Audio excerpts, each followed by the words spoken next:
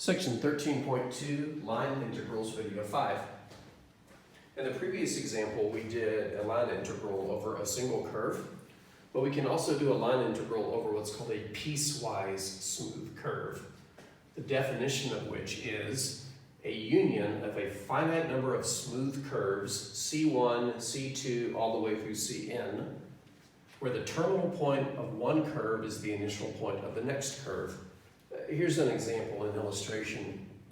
Basically what it's saying is if your curve has a finite number of sharp corners, you can just break it into individual pieces that don't have sharp corners. First curve, second curve, third curve, fourth curve. As long as the end of one curve is the beginning of the next. So if the orientation was from left to right, then the terminal point of C1 is the initial point of C2, terminal point of C2 is the initial point of C3, and the terminal point of C3 is the initial point of C4.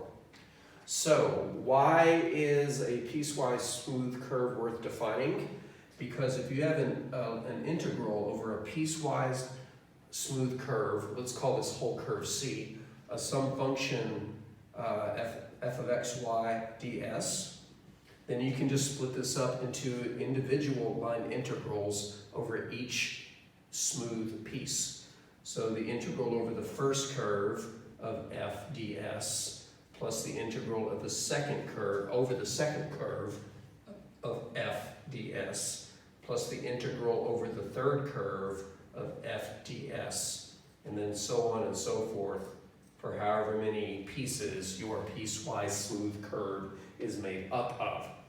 Let's take a look at an example where we will capitalize on the previous example. We're going to evaluate the same line integral as before, the integral over a curve C of 2x ds, where C is illustrated below. This is the parabola y equals x squared, just like it was before. If that wasn't given to you, you could not make that assumption. But this curve is made up of that parabolic arc followed by a vertical line segment from the point 1,1 to the point 1,2. This is not a smooth curve. By the way, what makes it not a smooth curve is that the slope coming in from the left, which is 2, is not equal to the slope afterwards, which is actually undefined. I know the slope here is 2 because the derivative evaluated at 1 is 2. So that's what the technical definition of not being smooth is. Your derivative coming in from the left does not equal the derivative coming in from the right. But I digress. This piecewise smooth curve can be decomposed into two smooth curves. The first one being the parabolic arc and the second one being the line segment. That means that we can evaluate this line integral by setting up two line integrals, one over the first smooth curve of 2x ds plus the integral over the second piece of the curve, the vertical line segment, of 2x ds. Now we've already evaluated the first one, so we already know that this was equal to 5 squared of 5 minus 1 all over 6. So that was done in the previous example. So let's just focus on this one, the integral over the second curve of 2x ds. In order to do this, we have to parameterize this vertical line segment. And although there was a very easy way to do it, I want to illustrate the technique that I showed you earlier, going from one point to another. You can define it parametrically by saying the x-coordinate is 1 minus t times the initial x-coordinate 1 plus t times the terminal x-coordinate 1, and then simplify that. Well, if you distribute the 1 and the t's cancel, and you get that the x-coordinate is always equal to 1. Well, duh, it's a vertical line segment. But for the y function, it would be 1 minus t times the initial y coordinate of 1 plus t times the terminal y coordinate of 2. So let's clean this up. This is 2t, this is negative 1t, so you combine them, you get t, and then plus 1. And remember, when you define this line segment parametrically this way, your interval of values is always from 0 to 1. Now we could check it real quick. If we plug in 0, we get an x-coordinate of 1 and a y-coordinate of 1. And if we plug in 1, we get an x-coordinate of 1, but a y-coordinate of 2. Now, this is actually stolen from the book. This is example 2 on page 763. And they used a slightly different parameterization. They said x equals 1, and they said y equals t, but they defined t being between 1 and 2.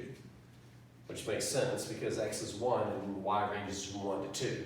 There are multiple ways to parameterize any curve, but the value of a line integral is independent on your parameterization. So you pick the way that you're comfortable with and you do it. For this example, I'm going to use the x-coordinate function as x of t is equal to 1, like I got a choice, but the y-coordinate function as y of t is equal to t plus 1, where we're integrating over the interval from 0 to 1. So let's set up the second half of the line integral. The t values are ranging from 0 to 1.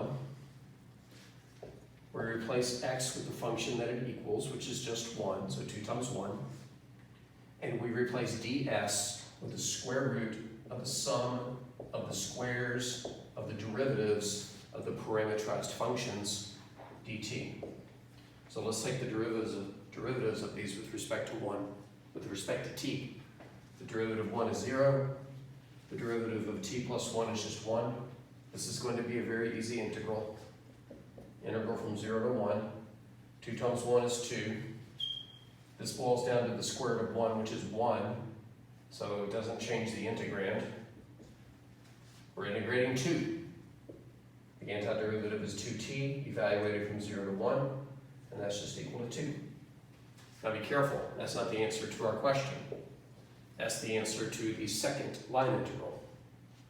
Therefore, if you haven't seen the 3-dot triangle before, it's a symbol for the word therefore. Usually means we're about to draw the conclusion. The integral over the whole curve of 2x ds is equal to the first integral plus the second. Let's be cute and get a common denominator. 2 is the same as 12/6. So if I add that to that fraction, then the 12 and the negative 1 combine to make it an 11. So we get 5 squared of 5 plus 11 all over 6. I wonder if the author did that as well. No, they were lazy and just wrote this plus 2. What a cop-out. All right, so as you can see, evaluating a line integral eventually boils down to what we hope is a Calculus 1 issue, maybe a Calculus 2 issue, depending upon the technique of integration required, integration by parts, trig substitution, partial fractions, and all that jazz. But the hardest part is usually the setup, the parameterization.